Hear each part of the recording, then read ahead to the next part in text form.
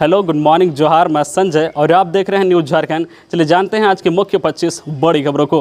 पहली बड़ी खबर की बात करें तो 10वीं 12वीं की नई असेसमेंट स्कीम सीबीएसई ने इस साल के एकेडमिक सेशन को दो हिस्सों में बांटा।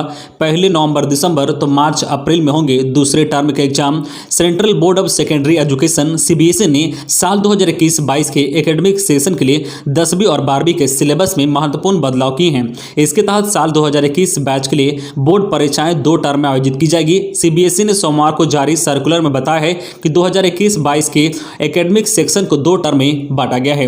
प्रत्येक टर्म में 50% सिलेबस को कवर किया जाएगा। पहले टर्म की परीक्षा नवंबर दिसंबर और दूसरे टर्म की परीक्षा मार्च अप्रैल में होगी। ये टर्म एग्जाम 90 मिनट की अवधि की होगी। इसकी अधिसूचना इस महीने जारी कर दी जाएगी। अगली बड़ी खबर की बात करें तो केंद्र से 10 आईपीएस मांगेगी झारखंड सरकार। प्रस्ताव को मुख्यमंत्री की मंजूरी। झारखंड में भारतीय पुलिस सेवा के अधिकारियों की कमी को देखते हुए सिविल सेवा परीक्षा 2020 के चयनित 10 अधिकारियों की मांग राज्य सरकार केंद्र से करेगी। इसके लिए तैयार प्रस्ताव को मुख्यमंत्री हेमंत सोरेन ने सोमवार को मंजूरी दे दी है। वर्तमान में राज्य में 24 जिलों में से 19 उग्रवाद प्रभावित हैं। पुलिस मुख्यालय से प्राप्त प्रस्ताव को ध्यान में रखते हुए उग्रवाद उन्मूलन की दिशा में सुदृढ़ कार्रवाई के लिए सिविल सेवा परीक्षा 2020 में चयनित भारतीय पुलिस सेवा के कम से कम 10 पदाधिकारियों का आवंटन झारखंड कैडर में करने का अनुरोध किया गया है। गौरतलब है कि राज्य में आईपीएस के 149 सृजित पद के विरुद्ध केवल 113 पदाधिकारी हैं, जिसमें से 93 पदाधिकारी सीधी भर्ती के हैं तथा 20 प्रोन्नति से नियुक्त हैं।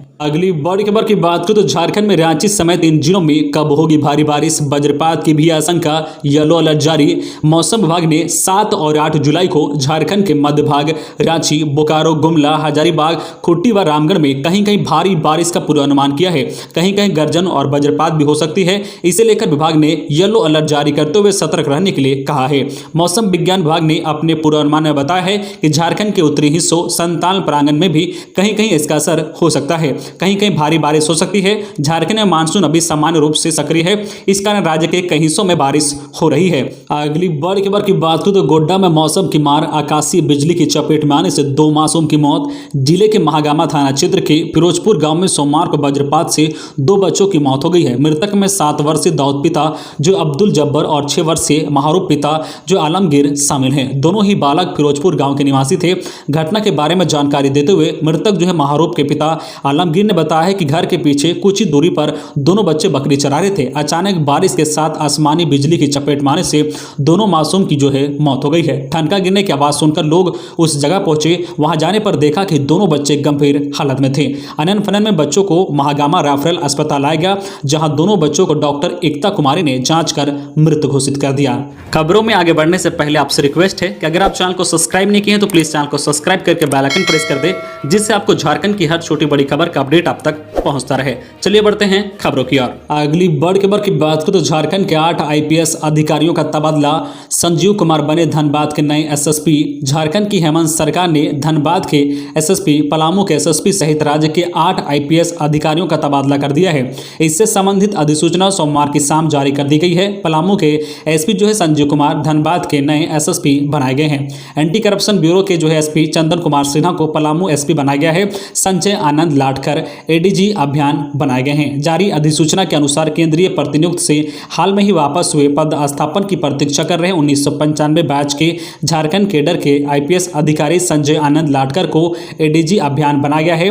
धनबाद के एसएसपी के पद पर तैनात आसिम विक्रांत मिर्जा को कोल्हाल क्षेत्र चाईबासा का डीआईजी बनाया गया है।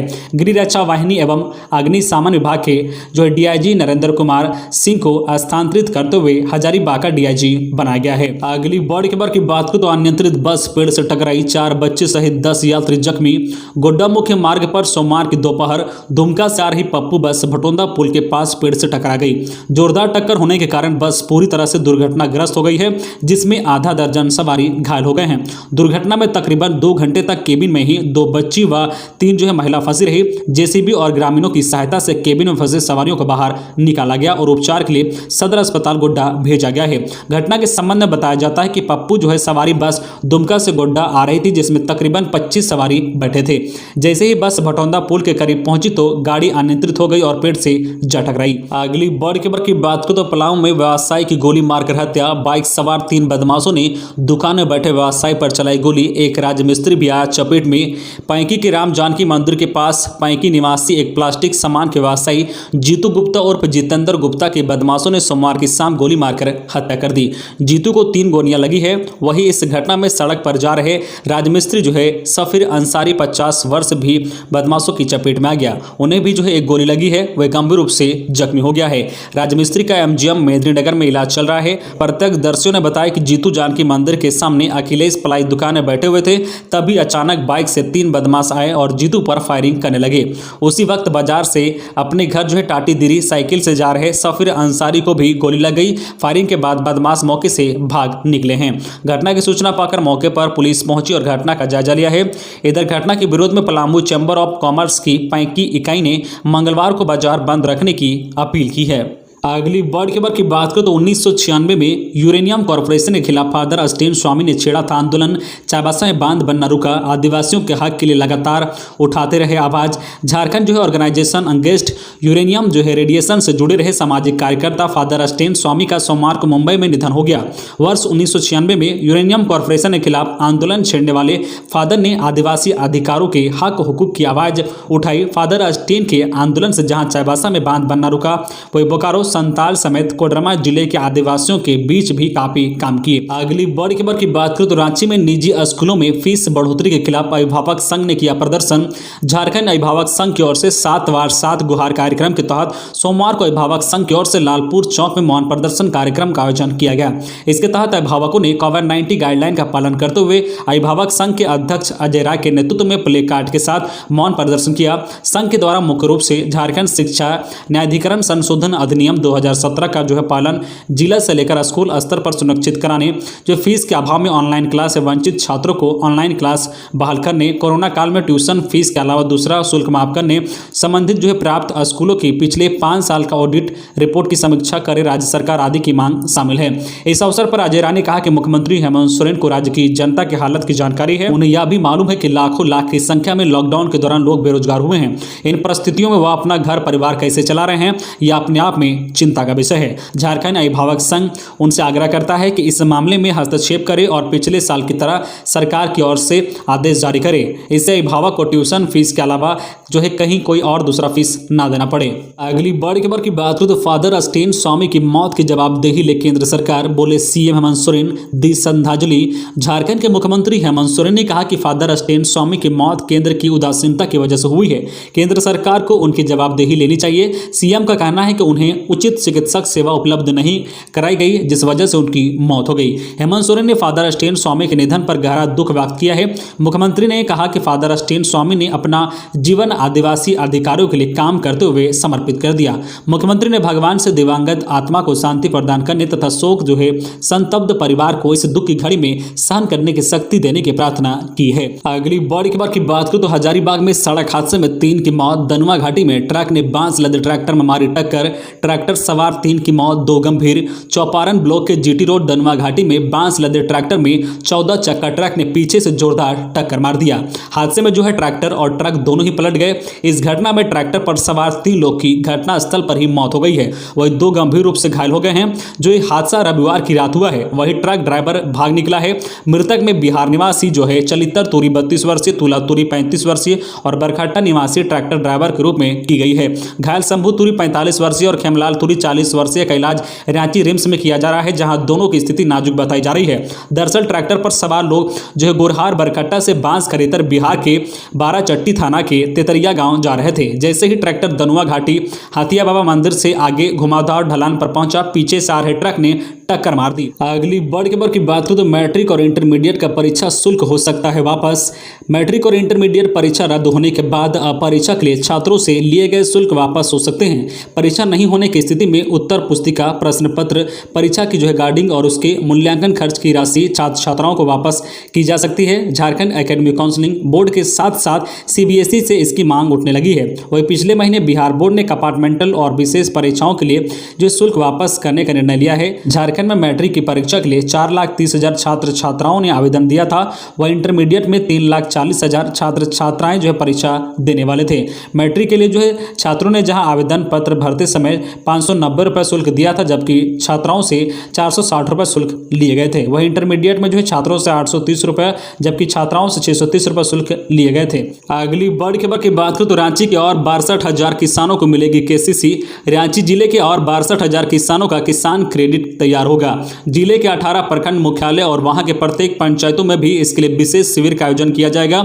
शिविर में प्रधानमंत्री किसान सम्मान निधि योजना से किसानों को जोड़ने के लिए निबंधन होगा। मंगलवार से शुरू होने वाले 9 दिन अभियान में शिविर में केसीसी से वंचित किसानों का फॉर्म भरा जाएगा। इसके बाद उन्हें कार्ड देने की गतिविधि शुरू होगी। रांची जिला कृषि कार्यालय एवं आत्मा की ओर से अभी तक करीब 92,000 किसानों का केसीसी तैयार कराया गया है। अगली बड़ी खबर की बात करें तो लोहरदगा में देसी कार्बाइन के साथ 3 अपराधी गिरफ्तार। वारदात को अंजाम देने की फिराक में थे। लोहरदगा जिले की सदर थाना पुलिस ने 3 अपराधियों को देसी कार्बाइन और जिंदा 2 कारतूस के साथ दबोचा है। पुलिस ने गुप्त सूचना पर कार्रवाई करते हुए अपराधियों को गिरफ्तार किया है। लोहरदगा जिले के सदर थाना प्रभारी मंटू कुमार को गुप्त सूचना मिली थी कि 3 अपराधी अवैध हथियार के साथ किसी घटना को अंजाम देने की फिराक में हैं। इसके बाद लोहरदगा थाना प्रभारी मंटू कुमार ने स्विफ्ट डिजायर कार में घूम रहे 3 अपराधियों को पकड़ने को लेकर वरीय जो है पदाधिकारियों को सूचित करते हुए टीम गठित कर यह छापेमारी की है और जो अपराधियों पर नकेल कसी है। अगली बड़ी खबर की बात करें तो खतियान के आधार पर लागू हो स्थानीय नीति। झारखंड के छात्र युवा राज्य में 1932 खतियान के आधार पर स्थानीय नीति लागू करने की मांग सोशल मीडिया के माध्यम से मुख्यमंत्री हेमंत सोरेन से कर रहे हैं। पिछले दिन जो है ट्विटर पर टॉप ट्रेंड करता रहा। अब राज्य सरकार छात्र छात्राओं को युवाओं की भावनाओं का सम्मान करते हुए अभिलंब खतियान के आधार पर स्थानीय नीति लागू करे। उक्त बातें जो है टोटोमिक कुर्मी कुणबी जो है विकास मोर्चा केंद्रीय मीडिया प्रभारी ओम प्रकाश महतो ने कही है। श्री महतो ने कहा कि राज्य से लेकर अब तक खतियान के आधार पर स्थानीय नीति का निर्धारण नहीं हुआ है। अगली बड़ी खबर की बात करें तो पेंशन में अंशदान बढ़ाने से खुश नहीं है राज्यकर्मी।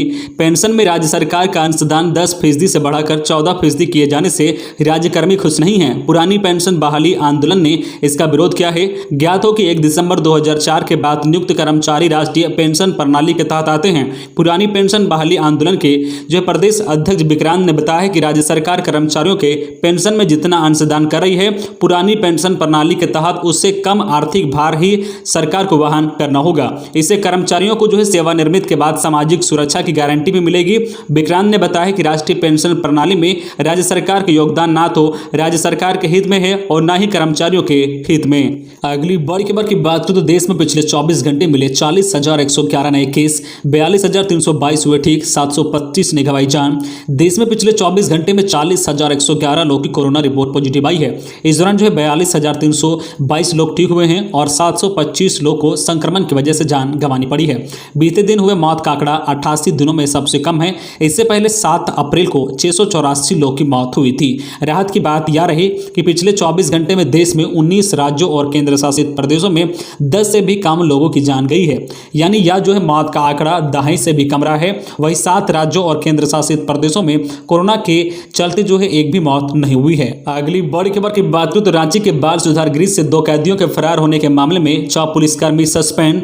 रांची के डुमरदग्गा स्थित बाल सुधार गृह से 2 बाल कैदियों के फरार होने के मामले में 6 पुलिसकर्मियों को सस्पेंड कर दिया गया है। इनमें 1 जवान रांची जिला बल का जबकि 5 जवान सेब के हैं। सस्पेंड किए गए पुलिसकर्मियों में रांची जिला बल के सुबोध कुमार यादव के अलावा सेब के जवान मो शकील जो है करमचंद्र भगत, शिवाजी यादव, नंदलाल शर्मा, कुमार राजेंद्र प्रसाद शामिल है। सदर डीएसपी की जांच रिपोर्ट के बाद जो है एसएसपी सुरेंद्र कुमार झा ने उक्त पुलिसकर्मियों पर निलंबन की कार्रवाई की है। गौरतलब है कि 28 जून को बाल सुधार गृह से 2 बाल बंदी फरार हो गए थे। हालांकि पुलिस ने दोनों बाल बंदियों को 2 दिन बाद 30 जून को ही हिंदपीढ़ी और सुखदेव नगर थाना क्षेत्र से बरामद कर लिया था। अगली बड़ी खबर की बात करें तो हजारीबाग पुलिस लाइन से चोरी की गई 2 स्कॉर्पियो बिहार के बक्सर से बरामद, 10 वाहन चोर धराए।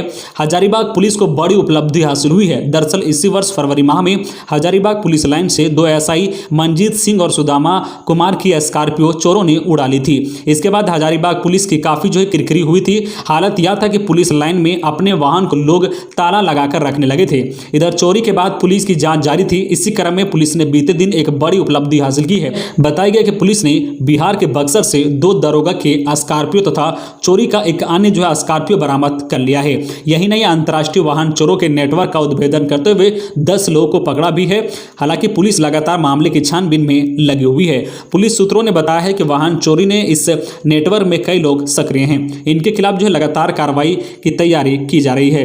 अगली बड़ी खबर की बात करूं तो नेट पास कर शिक्षक बनने की राह होगी मुश्किल। नेट पास कर चुके लाखों नौजवानों की मुश्किल बढ़ सकती है। आने वाले समय में सहायक प्रोफेसर की भर्ती में पीएचडी को भी लगभग अनिवार्य करने की तैयारी चल रही है। जहां नेट को न्यूनतम अर्हता के रूप में मान्यता मिली हुई है, वहां भी पीएचडी उम्मीदवारों को तरहीज दी जा रही है। इस प्रकार आने वाले दिनों में नेशनल टेस्टिंग एजेंसी द्वारा आयोजित की जाने वाली नेट परीक्षा महत्वहीन साबित हो सकती है। सहायक प्रोफेसर की नियुक्ति के लिए अभी नेट या पीएचडी में 2 योग्यता होना जरूरी है।